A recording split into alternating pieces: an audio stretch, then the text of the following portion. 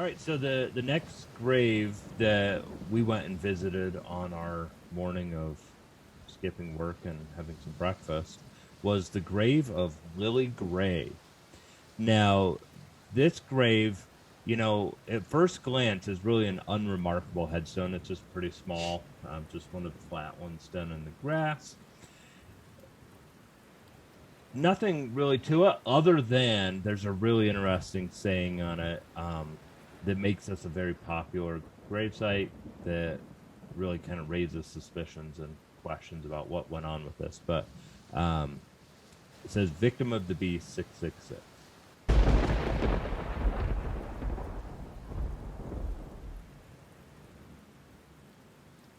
So we had to go find it. And it was a lot of walking around to find this thing. But who was Lily Gray? She was born June 4th, 1880 in Manvers, Ontario, Canada. And interestingly, her name at birth was also Gray. So that, she died a Gray. She was born a Gray. Why not? She had a twin sister, Ethel, and they were pretty close in age. Ethel was the sixth child, or no, Lily was the sixth child. Ethel was the seventh of 8 children. And they had moved from Canada to Michigan shortly after the birth of Lily and Ethel. And then 1898, Ethel, she done gone crazy. She was admitted to the state hospital or asylum, where she stayed until her death in 1917 at the age of 36. So, and this podcast is not about Ethel, but that was Lily's sister, who was crazy. At least, who knows? Maybe she wasn't. People were weird. But as a side note, the asylum where Ethel was put is rumored to be the most haunted place in Michigan. In Traverse, it was the Traverse City State Hospital. Okay, I've heard of it. Anywhere near Battle Creek? Not anywhere close, but it's a famous one. Yeah, so it's pretty haunted. Okay. So during all this time, Lily was unmarried. She was still living at home. But shortly after the death of Ethel, Lily gets married for the first time. She married a guy named Richard Walsh in Chicago, Illinois. This was in 1918. At the time of their marriage, he was 67 and she was 38. So she was pretty old for getting married, like a spinster, whatever, Their marriage did not last very long. Richard died in 1925. After that, Lily got married again, less than a year after Richard's death, and she married a guy named Frank Zimmerman in November of 1926. He was 50 when she was 46, so a little bit closer in age. They were married for 17 years until he died in 1943. And then for whatever reason, Lily packs up and she moves to Salt Lake City, a booming metropolis in 1950. It's there where she met her third husband, Elmer Lewis Gray. Now, Elmer is important to the story. So I'll tell you a little bit about Elmer. And Elmer had kind of a checkered past. And he was born in Missouri in 1881. And he was just always in trouble pretty much his entire life. He was sent to the Nebraska State Industrial School, which would be like juvenile detention today. Juvie. Yeah, he went to juvie. He ended up in the Missouri State Penitentiary for grand larceny. That he was sentenced there for 2 years. He then headed west, and in 1915 he was living in Colorado. And something happened, but he was serving time in the Colorado State Penitentiary from 1932 to 1934, again for larceny. And this is where we really start to get a glimpse of Elmer. And after that, he became a rabbit hunter. Oh, Yeah, Elmer You Fudd. wascally Same dude, wabbit. right? Elmer was tied to the railroad a little bit. I don't know if he worked for them or if he was just a hobo riding the railroad. Could have been a little bit of both. So you said he was tied to it? Well, not tied to the tracks, Oh. but like close to it. Who's connected? Yes, he was connected. Okay. Sounds good. And then in 1937, he got caught breaking into the Camus Confectionery building. I mean, he probably had a sweet tooth, was looking for something tasty. Who could blame the guy? If I had a nickel. Yep. So he gets hauled to jail. But after he robbed the candy store, the confectionery, remember that, he's in jail and he kept trying to get paroled. And this tells us a lot about his character. Not only was he a criminal, like stealing sweets and taking candy from babies, Just trying to get a little sugar. Just trying to get a little sugar. Sugar. His attempts to get paroled are quite interesting because he writes these letters to the parole board, and like when he appears before him, he tells them these stories. So his first story is he just says he doesn't even know what offense they say he committed. He says he was never arrested. He never went to court. He's just been being held. Well, they don't believe it. They keep him in prison. The next time around, he says I was just vacationing in Utah. And I was going to be heading back to work in Iowa. And again, he uses a different name in each of these applications. And then another story, he says he was held hostage by Utah authorities. They wouldn't let him talk to a lawyer because he was sick. And then he changes his story again and claimed this time he was camping near the Heber River with his wife, Florence Potvin. And he says he was robbed. He was shot twice, and his wife was murdered and robbed of $1,600. And the unknown assailant stole their car and baggage. It's a lot of money. He doesn't even mention, anything about the confectionery or the fact that he had no injuries when they arrested him, which he was caught in the act of the crime. Keep that in mind. Anyways, eventually he gives up on it. In his last attempt, he uses his real name. And, he still claims he didn't commit a crime. But I think they're just sick of it at that point. He's been in jail for 10 years, 6 months, and they release him. Where did you find all of this? This is so much information. He contacted the family and got the entire journal history. I've been working on this week. So after he's arrested for stealing sweets, he's trying to get paroled, blah, blah, blah. And now in 1948, he's released. He's 67 years old at this time. Huh. And here's where Harry met Sally. Just kidding, where Elmer met Lilly. Okay. So Lilly had moved to Salt Lake City in 1950, and we don't know why she moved there. They were married in Elko, Nevada. Don't know why they didn't get married in Salt Lake where they met, but they went out to Elko, which is also a booming metropolis. And at the time of their marriage, Elmer was 71, Lilly was 72, and they were renting a small house on Pacific Avenue in Salt Lake. But eventually in 1958, she dies. She kicked it. At an old age, right? An old age. A ripe old age. Yep. So from 1880 to 1958, she died of something completely boring and natural, a pulmonary embolism and kidney failure. So this is Lilly. That's her. But both Lilly and Elmer had no children. So when she died, really her only surviving family member was Elmer. And her obituary listed that she had some nieces and nephews. And she may have had some siblings alive, but they're all still in Michigan. They probably don't even keep tabs. I mean, that was before Twitter and Facebook or anything like that. I did find her death certificate. Oh. Huh. Yeah, I was doing my family history. Yeah. Okay. Yeah. So, and then the other thing is, eventually Elmer died. he's not buried next to her. He's completely on the opposite end of the cemetery. That's all I'm gonna say. Okay. And I'm gonna turn the time over to you. Okay. Okay, so Go let's ahead, start. Brandon. Let's start with the headstone, and then we'll tie in Elmer here, old Elmer, and Elmer. his role with this, and what we think. We'll give our opinions because there's several conspiracy or legends when it comes to this gravestone. Again, you said it's Theories. It's theory. That's a better word. It's an unremarkable flat headstone.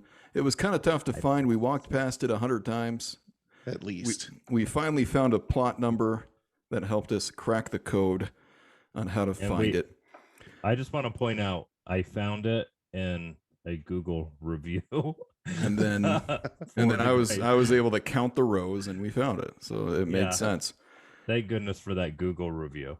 I think she only got 4 stars or something, right? It was 4.8 stars. Yeah, 4.8 Okay, almost 5 stars. average. That's Almost 5. pretty You awesome. gotta give her credit where credit's due. Feel free to visit the office of the city cemetery, and they will actually provide you with a map. We should have done that. Missed opportunity. Round 2. Here we come. So once we found the headstone, that's exactly right. It's a flat headstone. You miss it, you'll walk right by it. Once you find it, though, there's the inscription. We'll show some pictures here.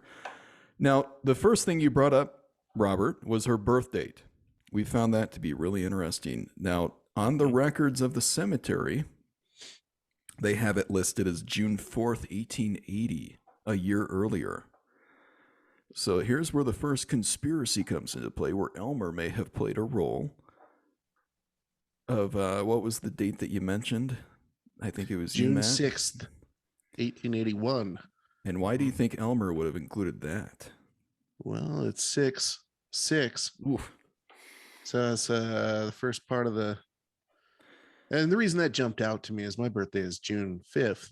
Right. So I'm one day off of the beast.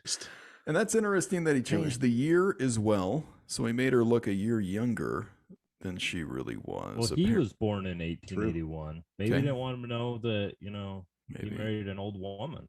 Hey.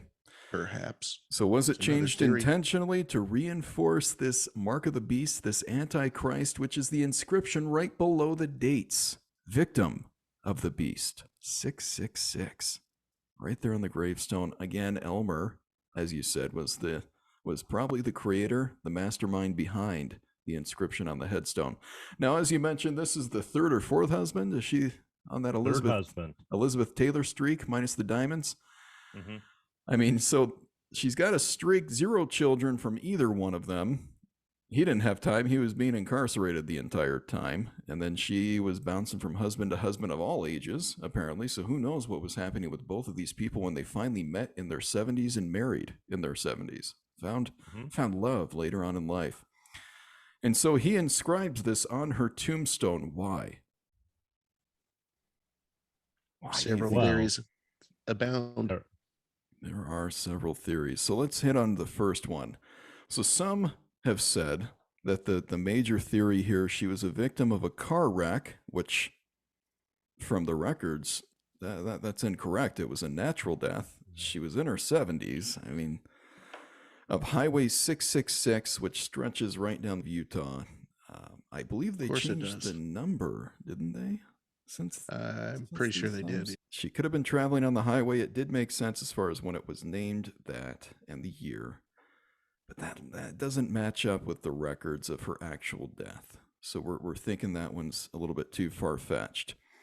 My favorite, maybe we can speak to this a little bit, and it matches the inscription on the tombstone a little bit better here. It suggests that Lilly was a follower and involved with a famous Antichrist himself, known as Aleister Crowley. Oh, I thought, hey, there we go. The Crowley, for you Aussie fans, he called him out pretty plainly.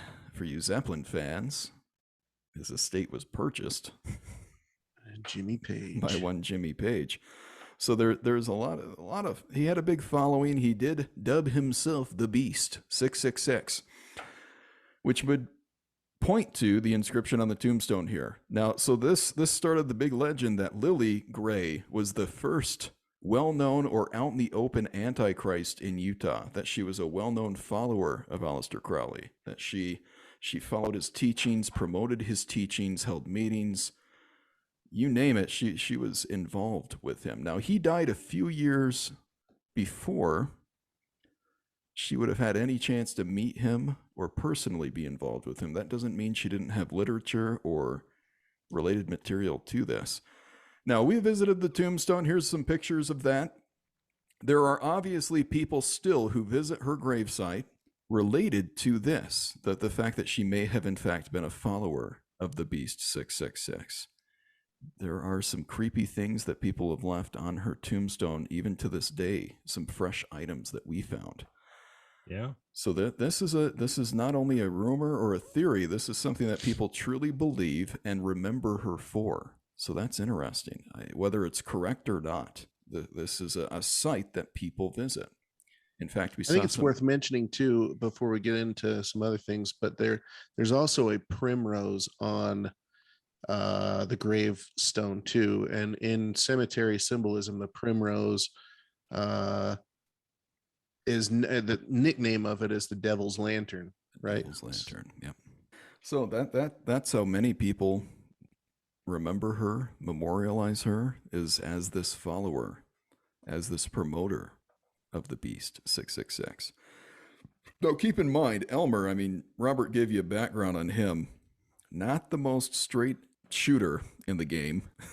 No. This guy's been all over the place. The colored past. And in fact, with that colored past, many people believe and have record of his mental instability when it comes to this. So you find love in your late 70s. This is her third or fourth go around. He has been in and out of prison. He's stealing candy from babies. And so, as she passes away of what we found out to be natural causes, I mean, she's in her old age. This is the mid-50s. He decides to put that on her tombstone. How'd you feel if you were her family? Or I guess she didn't have any in the area, but her family may have never known what was put on her tombstone. That's very true. And then the fact that when he died, they put him as far away from her as they could get him. That's interesting as well. We did not visit his gravestone. It was on the other end of the cemetery. He just wasn't worth visiting, I guess, is what we decided. I didn't know anything about him before our visit. Did you guys get any creepy vibes as we were there, as we were staring at this Victim of the Beast 666 inscription on Lily Gray's headstone? What were your vibes? I had none. I just had to go to the creepiness. Yeah, Robert had to go to the bathroom. It was such a nice day. It was hard to get past how nice it was out. Belly full of pancakes, beautiful weather, great company. Yeah. And no creepy vibes at all. No creepy vibes. We weren't there at night. We were pretty sure there was a man there in a creepy beat up pickup truck with some creepy clothes on. We're pretty sure he was waiting for us to leave so he could place something. This is an active gravesite. People are placing items on her grave at least once a month, from what I could tell. I mean, there are people who actively visit this gravesite. Though I was more creeped out by the items left. You saw some burned wood flowers. Maybe they were primrose type flowers. People leaving items, cigarettes. A haichu. A haichu. Purple? Was it purple? Yeah, flavor? It was a grape haichu. Yeah, a grape one. Yeah. That means something in ancient lore, doesn't it? The grape haichu. I don't know, but I love a good haichu. Me too. We should have taken it. And then people are leaving rocks, as they did on Emo's grave. They're leaving rocks. It was just kind of a Jewish tradition to leave a little rocks on a lot of graves there. Little pebble, yeah, as you visit. So, as far as these controversies, these theories behind Gray, that seems to be the most popular one that is still in play and believed to this day, and probably will continue to. Now, what do we think, though? Is this just a crazy husband who was taking one final shot at his wife? What is this? Honestly, from what I read, based on his colored past, he really had a distaste for Utah law officials and blamed them for Lily's death. That's right. I don't know what went into him blaming for the death, but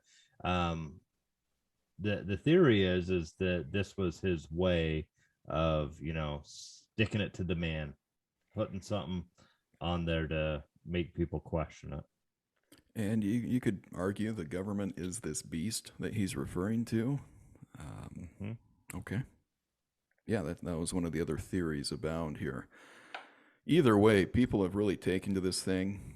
It mentions the beast, 666 on a gravestone. I mean, that if that's not an emotional teenage dream there, I don't know what is. Something to connect to, something to participate in.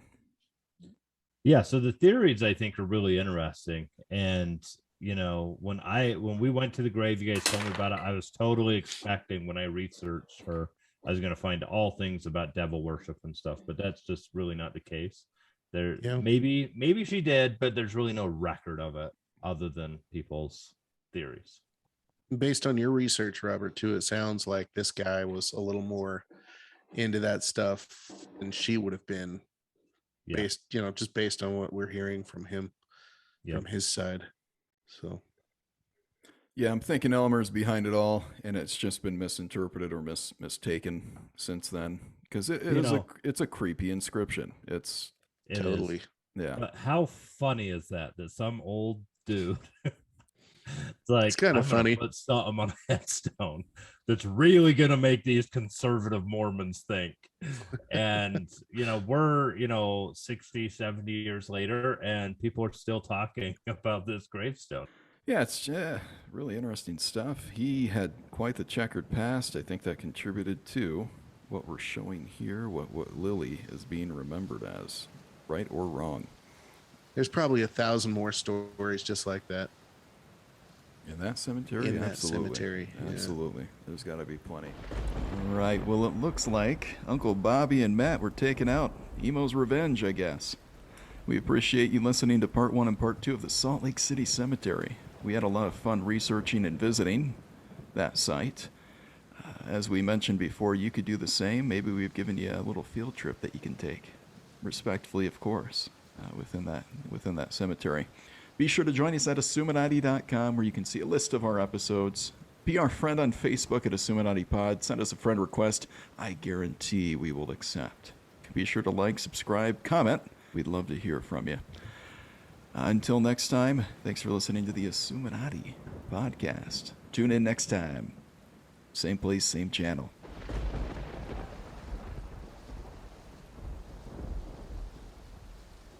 So I don't know if we can leave all this in. Yeah, so we gotta leave it all in, man. This is too good. Yeah, this means a lot. This is so much. This reminds me of a Norm Macdonald joke. Well, the house is no longer there. Us, I don't think we videoed you doing your ritual, Matt. I don't think we did either. I had the camera in my hand. That was just for our eyes only.